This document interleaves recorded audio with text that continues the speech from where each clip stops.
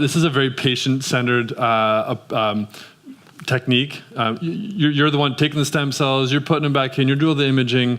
So I'd like to bring out one of your patients who's from Vancouver. Yep. You're actually the only person from Vancouver who's actually gone to Denver to do this, right? I believe so. Believe so. At least the first. Apparently that's at least the the first. Yeah, yes. and not the last. So I'd like to bring out Suman Bakshi.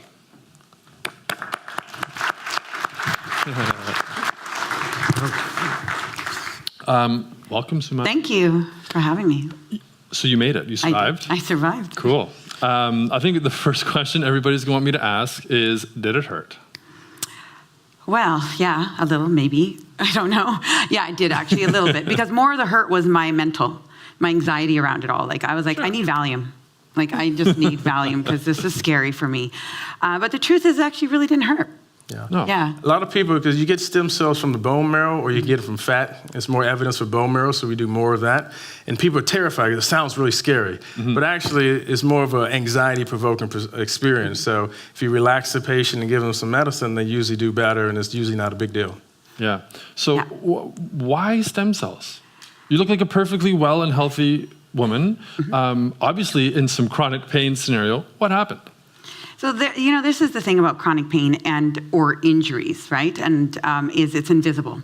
People can look at me and she's like, oh, she's fit, she's healthy. There's nothing wrong with her. But the truth is, I had a car accident on June 10th of 2015. And it changed my life. And people can look at me and go, oh, she's fine. And I thought, okay, after the shock, let me go do what my doctor recommends. Physical therapy, chiropractic, massage, all the things that typically would work if depending on how injured you were. I, of course, assume I'm not that bad. I look fine. I'm thinking I look fine too, right? But I wasn't fine. I had so much trouble doing anything. I mean, me standing here today in heels is a big deal for me.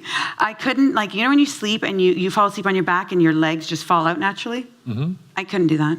It hurt so much. I couldn't sleep on my right side, couldn't sleep on my left side. My hip was really hurting. You didn't sleep for years? Killing. I didn't sleep for a year, almost a year and a half. I mean, and I was like the Walking Dead, really. And it took me in the system, of course, about 10 months to get an MRA of my hip, which then was able to tell me what was going on. I had a labral tear. So that's basically the tissue the labral holds your leg together and where everything rotates in your hip. Mm-hmm. So that's what the labral is. And so I had a labral tear and I was absolutely devastated. I've never had any physical issues like that in my life. And I'm like, well, what am I supposed to do about this? Like, I don't know what I'm supposed to do. And I thought surgery was the option.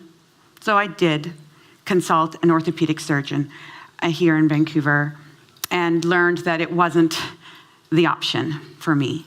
And then just, a doctor of mine recommended I talk to this amazing man over here. And that would have been in June of last year. So not long ago did I have my first conversation with the Centeno-Schultz clinic and Dr. Pitts. I studied it. I mean, it's not an easy thing to do. I mean, it's emotional for me. Mm-hmm. And I took a risk, and it paid off. Yeah.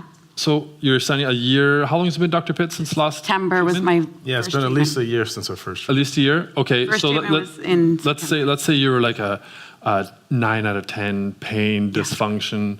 Where are you at today? Okay, so I want to say we're just talking about my hip. I had a whole lot of other things going on. Sure did, yeah. And so I've been treated head to toe. Mm-hmm. Okay, back to front, side to side. I wowould say that my physical health fluctuates, and there are a lot more good days than bad days. And if he's Superman, I'm almost Wonder Woman. So I'm really happy to say there's been a significant improvement in the last year. And I've been to Colorado 3 times, and so far, and there's a little ways to go still. But I couldn't be happier about my progress, and because he saved my life, saved my life. Dr. Pitts? Yes. Yeah, amazing. This is a really sort of an inspirational story because there's so many people, and I know a lot of them out there, their shoulders buggered, their knees buggered, and they used to be able to do things that they can't do anymore. So, Dr. Pitts, what does Suman's journey forward look like? How many times do you need to see her? Is this like, is she done? Right, yeah. So what we do is more personalized medicine. So it's all dependent on that particular patient. So this is in the same scenario for everyone else. Since Suman was in a car accident, had multiple injuries, first focus was the hip. That's pretty much better. But she had multiple injuries around the neck, the thoracic area, the low back, knee, all these other things. So we've been kind of teasing through all that and treating. And she's making great progress. We probably maybe need to do 1 or 2 more treatments, just depending on how she does. But I'm always do something, reassess, do something, reassess. I only want to do as much as we need to get the person where they need to be, and that's it. No more. Fantastic. Yep. Fantastic. Suman, congratulations Thank you. on conquering your fears and getting your body and your movement back and your health back. Suman, thank you for sharing your story. You. Dr. Pitts, wonderful stuff. Thank you. Keep doing what you're doing. Thank you, guys. Excellent. Thank Cheers. you. Yeah.